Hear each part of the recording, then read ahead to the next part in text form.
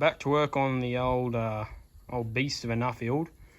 Well, it was a beast until it started blowing coolant out the radiator. But anyway, going to be pulling the liners out of it today. It's going to be probably a short video, but I do have a liner puller to pull them out. I've got a rebuild kit on the way. I don't know when that's going to get here, but when the next video is out on it, it will most likely be me putting the rebuild kit in, probably with one of my mates.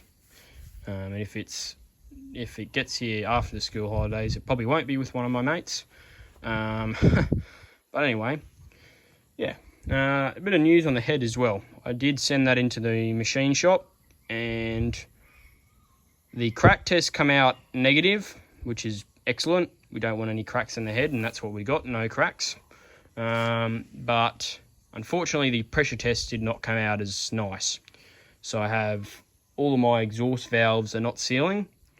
My inlet valves are all right, and apparently the inlet, like the valves and guides themselves, are okay. But I have opted to renew all of the valves and all of the guides in the whole of the head. So this head rebuild is going to cost somewhere in the regions of, all up total, probably around $800 to $1,000 with all the new parts included. But it's all right. At least it'll seal, because when I first had this running, it was, well, when I did have it running, sorry, there was a slight squeak you could hear, and it wasn't the belt. The belt would never squeal. But it was a slight squeak, and it sounded like a valve not sealing, so that's probably right.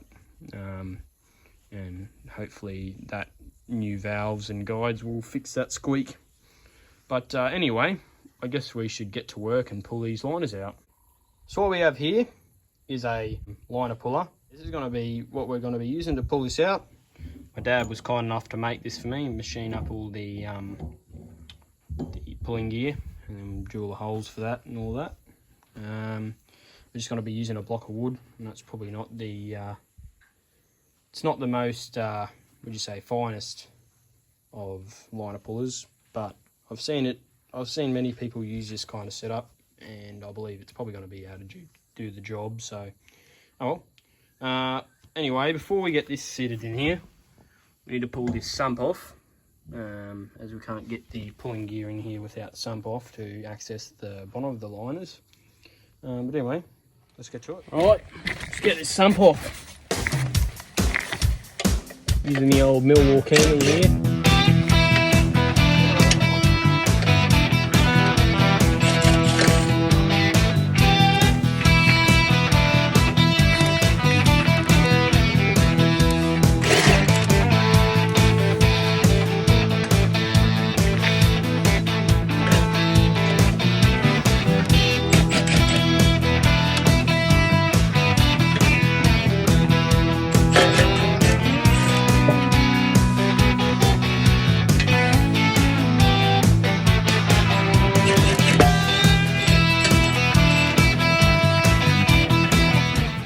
Don't fall off on me.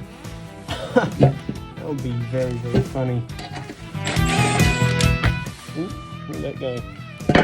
Somewhere where I don't know. All the way over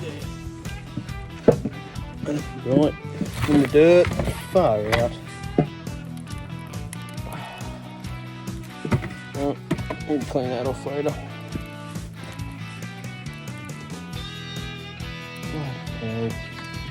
Oh well. Now what's left to do is hold that up there, this bolt up, and drop the sump down. There we go.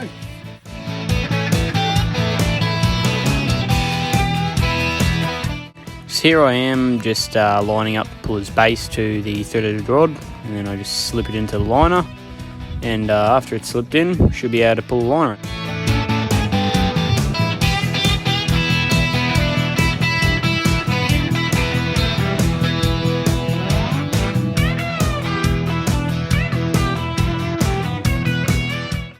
So here's me setting up the puller for the first time. This is to pull out number 4's liner. So yeah, give it a go.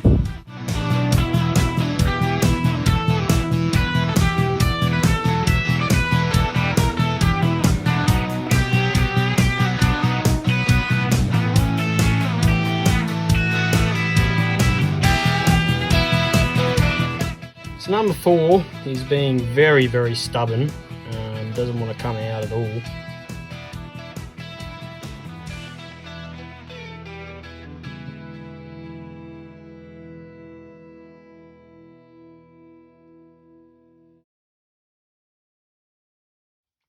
Well, there you go. The liners are all out, and I'm ready to clean out the block and put new ones in. So we've got them in order. We've got 1, 2, 3, and 4 here. 1 and 3 come out pretty easy. Number 2 was a bit iffy, but it's come out pretty easy in the end.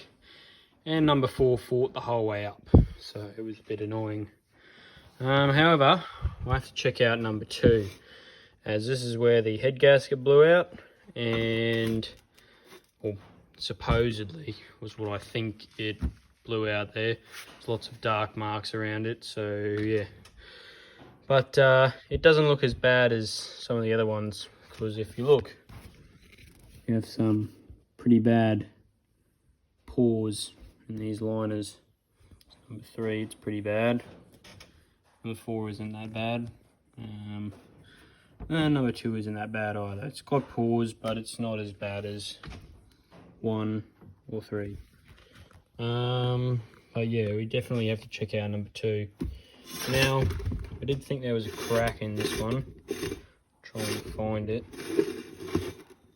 Where was it there? If we look over this side, there is no crack that I can spot. Now over here, looks like something weird's been going on. Yeah, if we do look around the top lip, as this is where, most likely where it would have been leaking coolant, or sorry, compressor gases into the cooling system. Oh, hang on. It's that there. That there. I don't know what that is. I've just found something.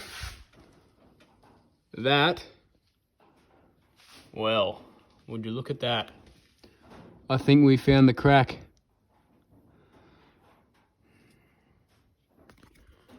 Could be wrong, but up there, I'll check it out, but that looks, I've literally just found it then, honestly. That there looks like a crack that goes all the way around the liner and finishes up there. I'll check that out and I'll get back to you. Everyone, I've come to the conclusion that I think this might be a crack. Could be wrong, but it definitely looks like a crack to me. So that's what I'm gonna assume is the problem for now, unless I find something else. I'm still not letting the fact it could be dropped a liner go, even though there's nothing wrong with the block, it's not cracked or anything. We've just got to have a look at the block and make sure where this bottom lip sit, it hasn't shown any signs of dropping down, as the bottom lip will be a good telltale of that. But if it isn't a cracked liner, I am going to go with something to do with the liner heights, as it appears that the head gasket has blown out on this cylinder. So I don't know. I guess we'll have to find out. But put that back up there. I guess that's it for this video. As I said, I have got a rebuild kit on the way, so part 3 won't be far off. So stay tuned. If you like the video, please consider liking, and if you like my channel and what I do, please subscribe so I know you want more of what I do. Alright, cheers. See you later.